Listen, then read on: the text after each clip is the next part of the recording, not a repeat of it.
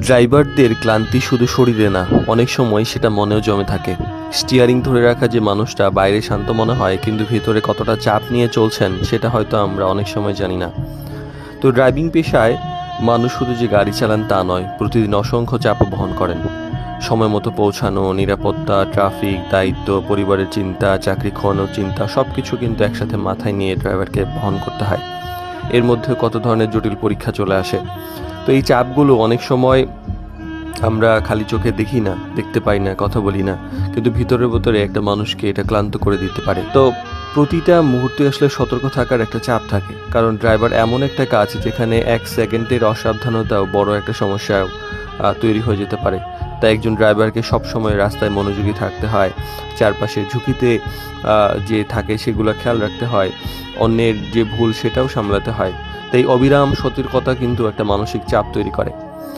আর ভুল করা যাবে না, এটাও একটা কিন্তু ভয়। অনেক সময় ড্রাইভার সবসময় একটা অদৃশ্য চাপ নিয়ে থাকেন, যে কোনো সমস্যা হলে কি হবে, ছোটোখাটো দুর্ঘটনা ঝামেলা হলে কি হবে, কোথায় জরিমানা দিতে হবে, কোথায় ট্রাফিকের সমস্যা হয়, কোথায় কোন ঝামেলায় পড়ি, এই যে ভুল বুঝাবুঝি হতে পারে বা চাকরি নিয়ে অনিশ্চয়তা তৈরি হতে পারে, এই ব্যাপারগুলো সবসময় মনের মধ্যে একটা শঙ্কা রাখে।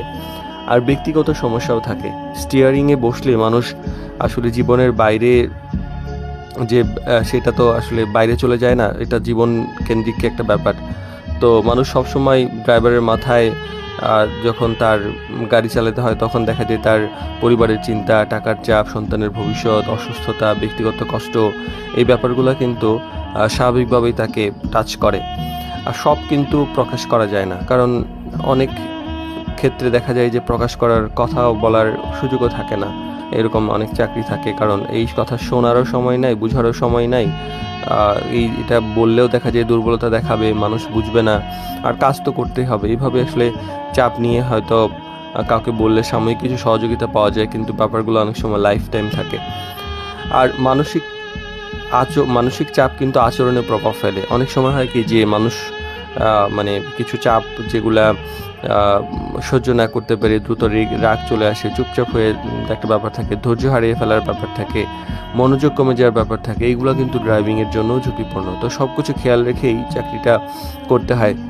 আসলে ড্রাইভার হিসেবে নিজের মনকে গুরুত্ব দেওয়া দরকার। শুধু যে গাড়ির যত্ন তা নয়, নিজের মনকেও একটু যত্ন করতে হবে। পর্যাপ্ত প্রয়োজনে সম্ভব হলে বিশ্রামটা নেওয়া, পরিবারের সঙ্গে কথাটা বলা, নিজের কষ্টটা চেপে না রেখে শেয়ার করা, প্রয়োজনে একটু বিরতি নেওয়া। তো একজন ড্রাইভার শুধুমাত্র একজন মানুষকে বা যাত্রীদেরকে গন্তব্যে পৌঁছে দেন না, অনেক সময় নিজের ভেতরের যে চাপ সেটা প্রতিদিন চেপে রেখে ওনার দায়িত্ব পালন করে।